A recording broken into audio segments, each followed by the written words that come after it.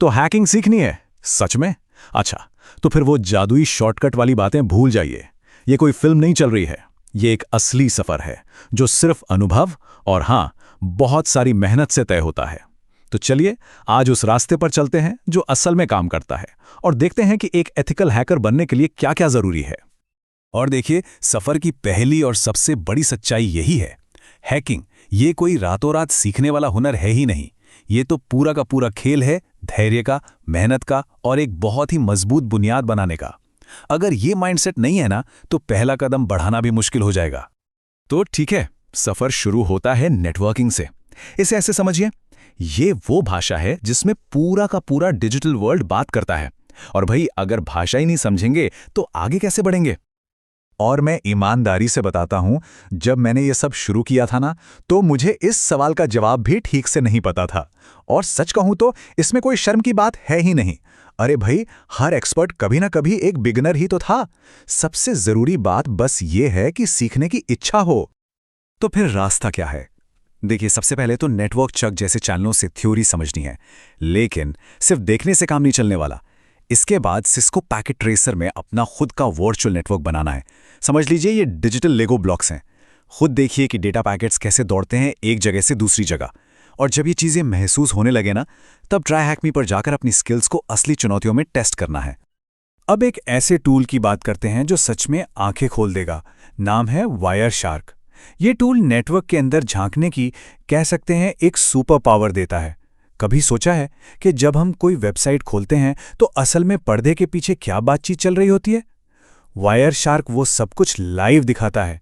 और इसे सीखने के लिए क्रिस ग्रीर के ट्यूटोरियल से बेहतर शायद ही कुछ मिलेगा। अच्छा, नेटवर्किंग तो हो गई। इसके बाद अगला पड़ाव है लिनक्स से दोस्ती करना। हाँ, मुझे पता है, वो काली सी स्क्रीन और उस पर दौड़ते हुए कमांड्स थोड़े डरावने लग सकते हैं, पर घबराने की कोई बात नहीं है। ये सफर हम आराम से धीरे धीरे तय करेंगे। तो सवाल उठता है, शुरुआत कहां से करें? देखिए, सबसे अच्छी सलाह है उबंटू से शुरू करना। यह बहुत ही यूजर फ्रेंडली है और इसे वर्चुअल मशीन में चलाना भी काफी आसान है। एक बार जब इसके कमांड्स के साथ हाथ सेट हो जाए तो काली लिनक्स पर स्विच किया जा सकता है। क्यों? क्योंकि उसमें हैकिंग के लिए पहले से ही बहुत सारे टूल्स मौजूद होते हैं। और हाँ, कमांड्स को रटने की कोई जरूरत नहीं है।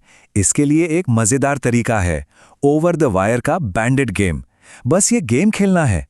ये पहेलियां सुलझाते सुलझाते ls, cd, chmod जैसे सारे जरूरी कमांड्स अपने आप सिखा देगा। सोचिए, सीखना अगर एक गेम बन जाए तो इससे बेहतर और क्या हो सकता है ना? तो अब हमारी नींव तैयार है। नेटवर्किंग समझ ली, लिनक्स से दोस्ती हो गई। अब बारी है हमारे शस्त्रागार की, यानी वो टूल्स और प्रोग्रामिंग स्किल्स जो एक हैकर को उसकी असली ताकत देते हैं। मेरा जो पहला टूल था वो था Nmap, और इसे इस्तेमाल करने का जो अनुभव था, कमाल का था। जब मैंने पहली बार अपने ही नेटवर्क को स्कैन किया और देखा कि ये कितनी आसानी से बता सकता है कि कौन कौन से पोर्ट्स खुले हैं, कौन सी सर्विसेज चल रही हैं, मैं सचमुच हैरान रह गया। सही मायने में यहीं से हैकिंग की असली ताकत का अंदाजा लगता है। और देखिए, Nmap का नतीजा कुछ इस तरह का दिखता है। ये साफ साफ बताता है कि सिस्टम के कौन कौन से दरवाजे, मतलब कि पोर्ट्स, खुले हैं और उनके पीछे क्या चल रहा है। जैसे यहां दिख रहा है, एक खुला हुआ SSH पोर्ट। ये अंदर जाने का एक संभावित रास्ता हो सकता है। तो ये सिर्फ डेटा नहीं है, ये एक तरह का नक्शा है। नेटवर्क के अलावा वेबसाइट्स की भी तो अपनी एक दुनिया है। इसके लिए है बर्ब स्वीट।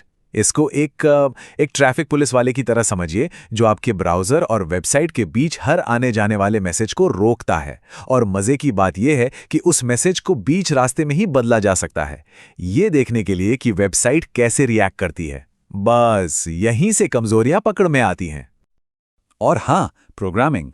अब ये नाम सुन के घबराना नहीं है, कोई फुल टाइम डेवलपर नहीं बनना है यहाँ। लेकिन बेसिक पाइथन और बैश स्क्रिप्टिंग, ये असल में सुपर पावर हैं। क्यों? क्योंकि इनसे वो सारे काम जो बार बार करने पड़ते हैं, उन्हें ऑटोमेट किया जा सकता है और फिर कीमती समय असली हैकिंग पर लगाया जा सकता है। तो ठीक है, थियरी और टूल्स अपनी जगह हैं, ये सब बहुत ज़रूरी है, लेकिन असली ट्रेनिंग वो तो अब शुरू होती है। मतलब अब मैदान में उतरने का वक्त है और इसके लिए दो चीज़ें चाहिए, प्रैक्टिस और सही मानसिकता। देखिए, सीखने का सबसे अच्छा और सबसे सुरक्षित तरीका है अपनी खुद की एक लैब बनाना और ये बहुत आसान है, सच में।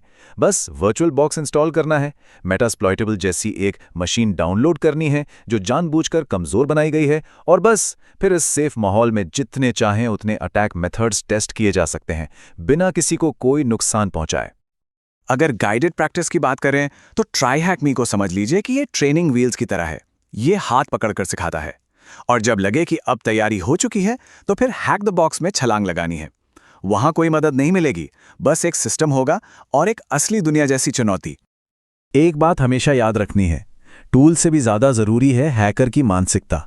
और ये मानसिकता बस एक सवाल से शुरू होती है, ये सिस्टम फेल कैसे हो सकता है, या इसे तोड़ा कैसे जा सकता है। ये दुनिया को एक बिल्कुल अलग नज़र से देखना है, हर सिस्टम को एक पहेली की तरह देखना और उसकी सीमाओं को लगातार परखना। यही एक सोच है जो एक आम यूज़र और एक हैकर में ज़मीन आसमान का फ़र्क पैदा कर देती है।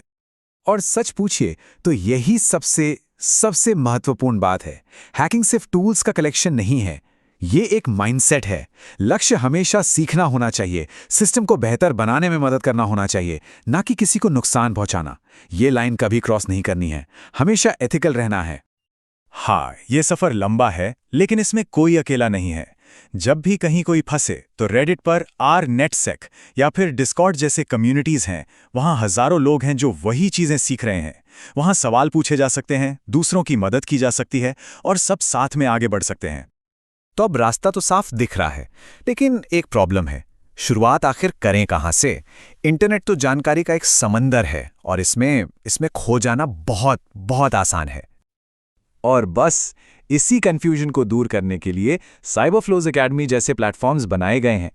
इनका एक ही लक्ष्य है, सीखने वालों को एक बना बनाया एक स्ट्रक्चर्ड रास्ता देना, ताकि कोई बिना भटके अपनी मंजिल तक पहुंच सके।